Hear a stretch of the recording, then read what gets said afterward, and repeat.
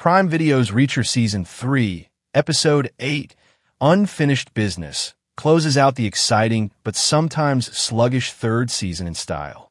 After an incredible opening episode, Reacher Season 3 lost some of its footing and momentum in its latter half, particularly with its sluggish Reacher Season 3, Episode 7.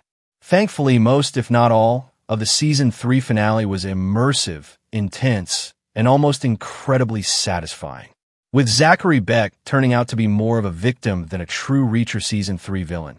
He teams up with Reacher, Duffy, and Villanueva to rescue his likable but wimpy son. It's finally nice to see Duffy and Reacher working together, whereas many of their previous interactions have been emotionally charged and combative. While I enjoyed Duffy's no-nonsense demeanor in Season 3, her passive aggressiveness and one-dimensionality make her my vote for the worst Reacher sidekick of the series so far. Finally, Reacher and Paulie fight like men with an awesome and creative fight sequence, which has been painful to wait for over the past several weeks.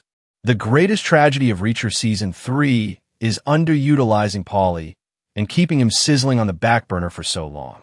Fortunately, it all pays off in the finale as Paulie and Reacher duke it out, instantly creating some of the best moments of the whole season. Meanwhile, Neagley is also cleverly incorporated into the finale episode as an undercover waitress, improving on the original ending of Lee Child's Persuader novel. Poor Villanueva never really had a chance against one of Quinn's guards toward the beginning of the episode. Shockingly, he made it out of the season alive.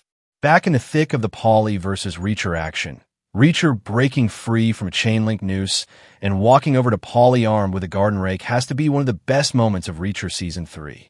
The underwater elements of Paulie and Reacher's showdown added a thrilling layer to the action sequence and were the perfect way to, seemingly, send Paulie to his death. When he reemerged to end it once and for all in his security hut featuring a vicious machine gun, it truly felt like Reacher had finally met his match. In the end, Reacher's brains overpowered Paulie's physical might, but Reacher still had to do a double take to make sure that the beast of Paulie was relinquished. Beck had Quinn right where he wanted him, but an unfortunate stroke of fate left him compromised, dying in a sort of sacrificial way and rekindling his relationship with his son at the least possible moment. Quinn is seriously frightening when he shoots and kills Beck with a dozen bullets, which should have set up a more righteous death for him in the final moments of Reacher Season 3. Neagley's addition with a dead-hand grenade was satisfying and only made her character all the more cool, but would have been even more satisfying had Reacher really made Quinn pay for what he did to Lieutenant Dominique Cole. He reminds Quinn of Dominique, which seems to break through his amnesia in his final seconds on Earth. Still, it would have been more compelling if Quinn had said something after remembering Lieutenant Cole. Instead, he accepted his fate with a point-blank shotgun blast to the face. Quinn was undoubtedly a fierce villain, but his psychopathic ferocity made him truly despicable and chilling, almost to the point of him being a caricature of a TV villain. One of the most interesting aspects of villains is learning their motivations and their warped perspectives on people and the world. Quinn was devoid of all complexity and emotion. He was simply an unhinged businessman and a ruthlessly barbaric killer.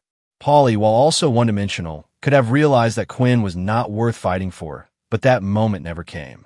In a Reacher season that was relying on its villains to pull through in its finale episode, Unfinished Business offers many thrills and great moments, even if some plot elements are more predictable and unsatisfying. Reacher offers some great advice to Richard before he leaves, summing up their personal but not too close relationship. Duffy's speech about relationships was mostly unnecessary, but it was funny to see Reacher on the other end of being let down softly. Reacher jetting out down the winding roads of coastal Maine on a Harley was a nice touch with Shine by Mondo Cosmo, ending the season on a high note. Ultimately, the Reacher Season 3 finale got the job done, even if it did play it rather safe. Thanks for watching.